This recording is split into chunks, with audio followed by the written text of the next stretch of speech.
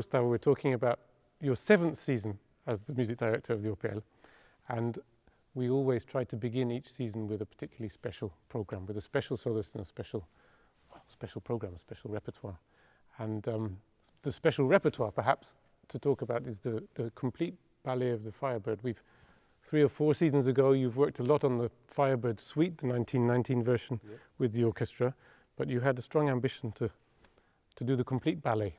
We have done Stravinsky in the last seasons. We have recorded Stravinsky. We even have a double CD, even with some ballets which are not so often performed, as Agon, as Jeu de Cartes, and of course Le Sacre du Printemps, but also we did the funeral song, the new discovery by Stravinsky, and of course it's very popular, the Firebird, but I always had the ambition of not only continuing our journey doing Stravinsky, but to do not only the suite, which are, the suites are wonderful, and there are some wonderful moments and highlights, but it feels totally different when you hear the complete ballet. Not only there are sections which are not in the suites, which are really musically very, very interesting, but how you experience those, what we know, the highlights of the most popular moments of the ballet, how you experience them in the context of playing the complete ballet.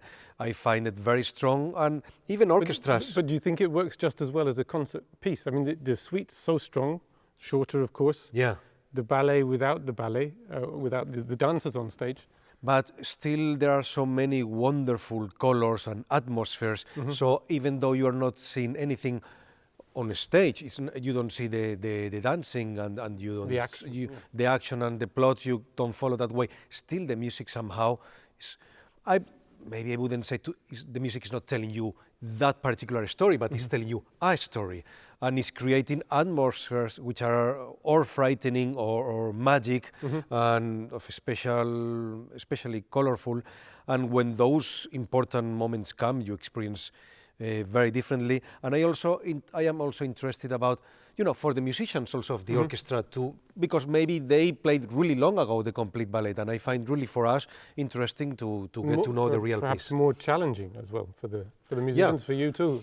Yeah, and I find it also is very delicate. It's very delicate, but it would be, especially after these difficult times we are experiencing now, it would be great to have such a great big piece, of the 20th century.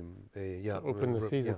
And speaking of delicate, the first half is Richard Strauss at his most delicate, with a wonderful soprano. Diana Damrau, who has been before with the OPL, right? Yeah, but not with you. Not with me, and I remember when she came here, I thought, that's a wonderful thing, because, it's great that we are having these opportunities to collaborate with the greatest artists, and she's one of them.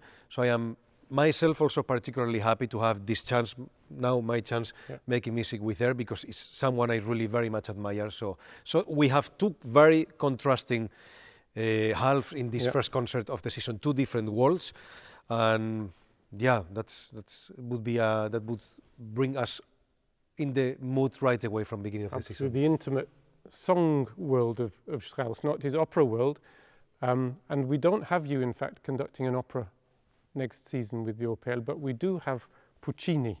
We have Puccini, a great opera composer, and we should talk a little bit. This is in May 2022. We're performing the Messa di Gloria. And we have done many things of the repertoire. Still, I have a list of things I would love to do, and that includes, we have done several Verdis, and also semi-stage version, also in the Grand Théâtre, in the opera, and some arias here and there, but we have never done. We did only a little piece, Crisantemi, a few years ago. Of Puccini, but it would be great also to get to know more of Puccini, also some of the symphonic works. So this is again one of those new discoveries for us in our relationship, Puccini, and that's one of the. That's one of the also highlights of next season, because we are not going to perform only in Luxembourg, but also in Barcelona. It's wonderful Palau de la Música, and in Paris. In Paris, the Théâtre des Champs-Élysées. Yeah. And with the great choir, the great Catalan choir, the Orfeo. Yes, Catalan. and it happened to me. I was last year doing opera in Valencia, in Barcelona. I was in Aida, and I saw a wonderful concert of the London Symphony Orchestra with Simon Rattle, and the choir was singing. So it was my first time listening to the choir. Yep. I had the opportunity to speak to the choir master as well, and I very much enjoyed, and I was thinking I much look forward to collaborate with this choir. So it's going to be exciting, I think, for them also to come here, to go together to Paris, and also for the orchestra. So I expect much of this collaboration. And the piece, Messa di Gloria, we should maybe talk a little more about early Puccini, and it's really a chorus piece. They sing nearly the whole time. Very, very challenging, very demanding for the choir. So also from the point of view of the practicality, we need to deliver 3 evenings in 1 week, so it's going to be challenging, but it's so many things to discover for us all together. An early Puccini, and also with a choir we don't know, an extremely demanding part for the choir.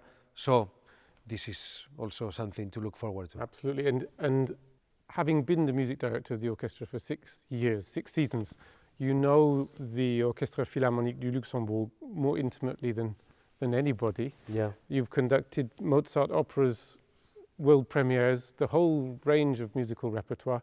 But in our conversations now, you instinctively move towards a few new areas of repertoire that you think will work particularly well for your orchestra.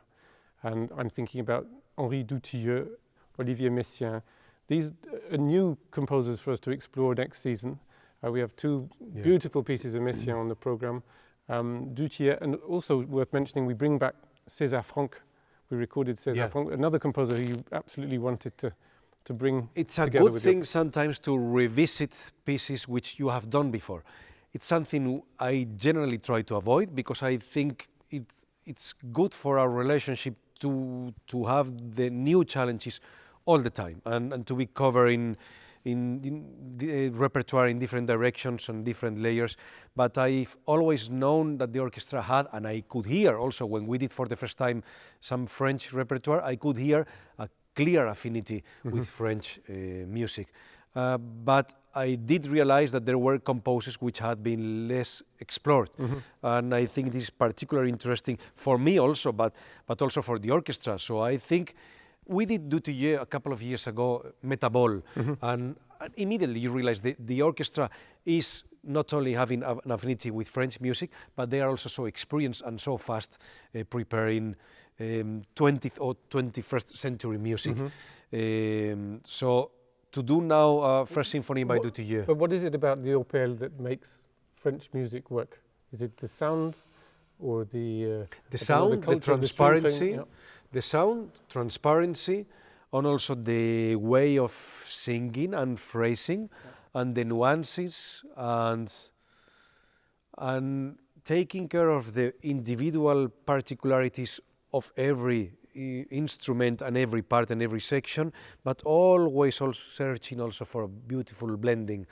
I had a very clear, also when we did a few years ago, Ravel, Une barque sur l'océan, and I thought, you must know this piece, because as we played through, it felt totally different. You could, it was, very, very organic. It was a clear second nature. And indeed, they told me, yes, we have done this before. Also, you hear with La Mer, even though every conductor can come with different ideas and approach, but I found that this affinity was clearly there since we started our collaboration.